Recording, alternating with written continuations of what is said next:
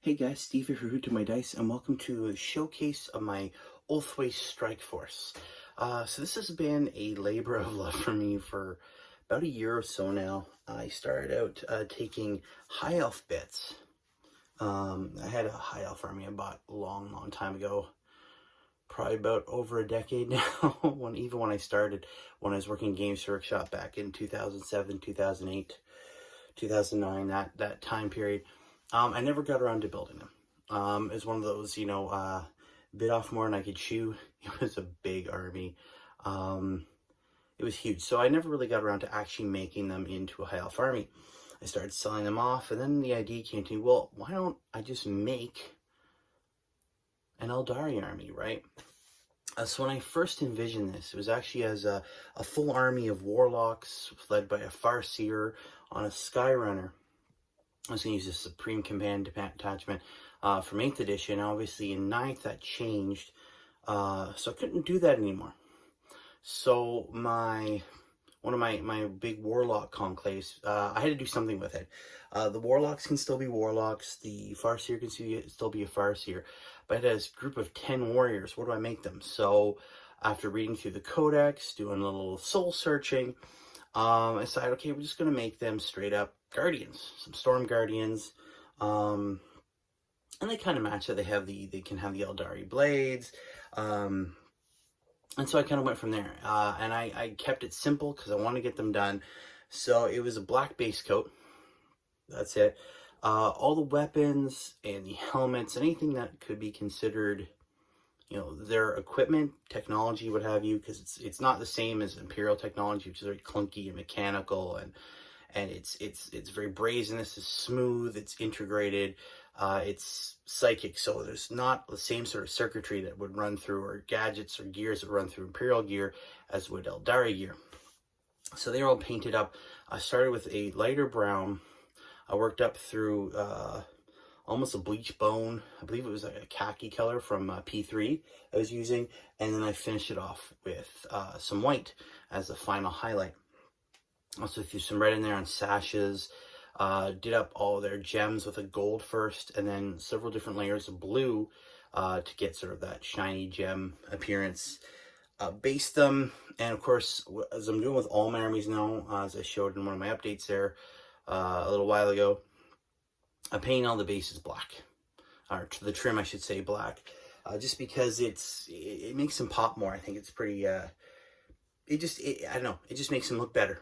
I've painted the bases gray for a decade plus now, and I decided, you know what, it's time to make them black, because they just look, I don't know, it just looks sharper.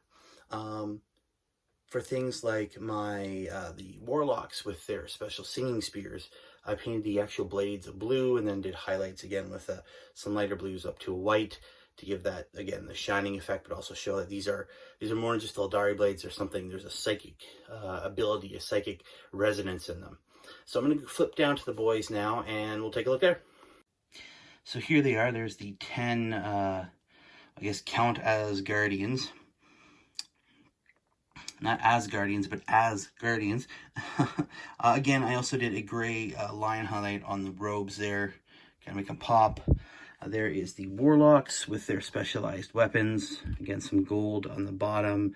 And then the blues, just to make them look a little bit more ornate. Also filled out any gems on them. I mean, it's not super spectacular, but it does pass the 3-foot rule. And what that is you're usually about 2 to 3 feet away from the table at a time from your models. And they look good. They pop, they look nice. I like the color scheme. I'm just really happy with how these guys turned out. And I don't know, I think I came up with some pretty dynamic poses. Again, there is some repetition. These are old high elf bits. There's only so many sort of positions you can make with these older bodies, because they were designed to be put into ranks, and obviously there wasn't much movement in those old ranks. You kind of want things to be similar, so there's that, but I think it turned out really well. And then, of course, the hair on some of these, the top knots, it was just done with a very light gray with white on top. Sort of a shock of white there. But I'm very, very happy with how these guys turned out. And I said I did put on Instagram that I've sort of done the first part. So this is I guess phase 1 of this army.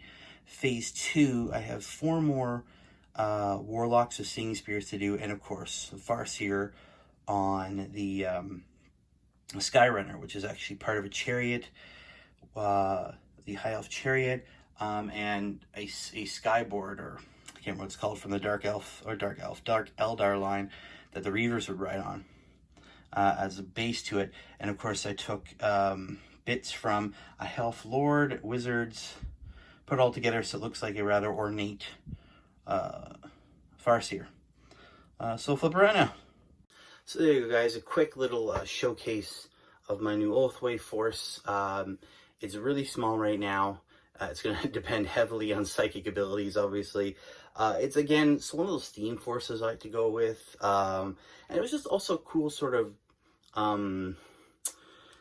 little experiment to see what I could do. Take bits from one sort of game, the fantasy genre, and try and twist them into the 40k universe. I think I did pretty well with it.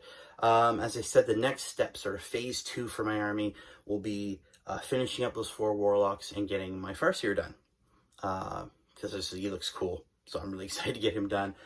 That will be a New Year project. I have other stuff to come, an update. I'm going to do also a showcase on my Primaris Assault Intercessors that I got from the Recruit Edition starter set. I'm going to show those guys off. And of course, we're going to be going into my year-end project, which is actually really, really cool and very personal. I'll get to that later.